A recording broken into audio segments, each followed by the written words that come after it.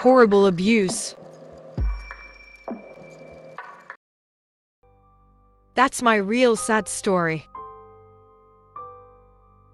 My name is Elisa. I have always lived alone. I left my parents' house very early, and I rented an apartment to live in. I have many friends and I would like to enjoy life a lot, even because I am 19 years old. Well, what I'm going to tell you happened to me. It was horrible and cruel. One day when I was working, I received a call from a friend inviting me to go out at night to a party. Because it was already Friday, and we were going to enjoy the party with other friends. When night came, they came to pick me up, Amanda and Vanessa and 3 other male friends, and we went to the party. When we got there, we started having some drinks and dancing a lot, and I ended up kissing one of the guys who was with us at the party. The night was great. What hours passed quickly. Vanessa also kissed the other boy. When it was very late at night, my friend and I decided to leave. So one of the boys stayed at the party with Amanda, and the other 2 accompanied us. On the way home, on a very dark road with some trees around them, they suddenly stopped the car.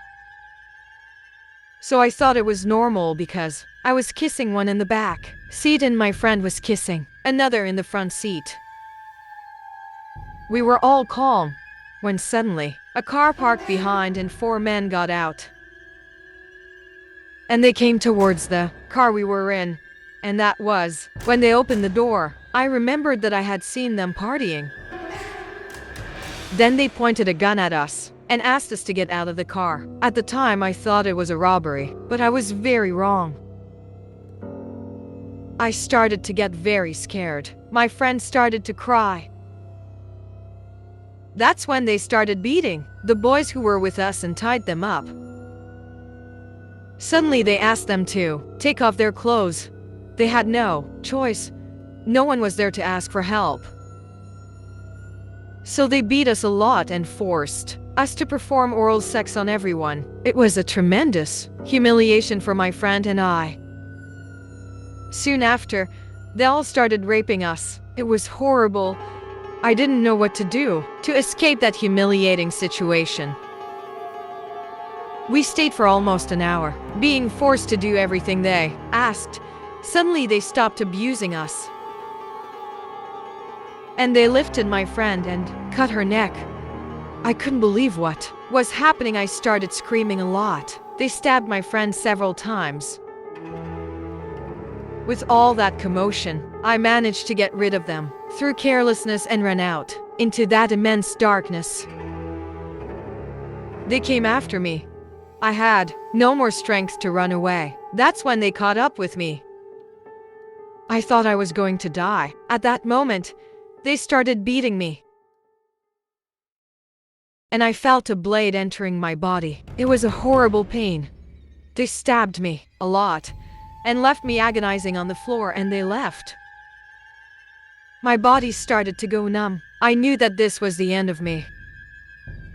When I saw a light coming towards me, I was already disoriented. I heard a voice saying, "Calm down. I'm going to save you." I woke up in the hospital. My friend unfortunately died. The boys who were with us were also stabbed to death. To this day, the police have never found the rapists. To my surprise, after a few days, I received a telegram. When I opened it, it said, "You are still alive. We will find you soon." I was away from work for some time. When I returned, I started to suspect that someone was following me. One day when I arrived at my apartment, I noticed that the door was ajar. I ran out and called the police. Someone had broken in, but there was no one inside. After that, I decided to move to another city out of fear and to try to forget all of this. But whenever I'm alone, I feel very scared. I start to remember those cowardly and violent abuses I suffered. Because whenever I see a car with some men inside, I start to go into total panic. I know that today, there are many women who have suffered and continue to suffer abuse and rape at all times.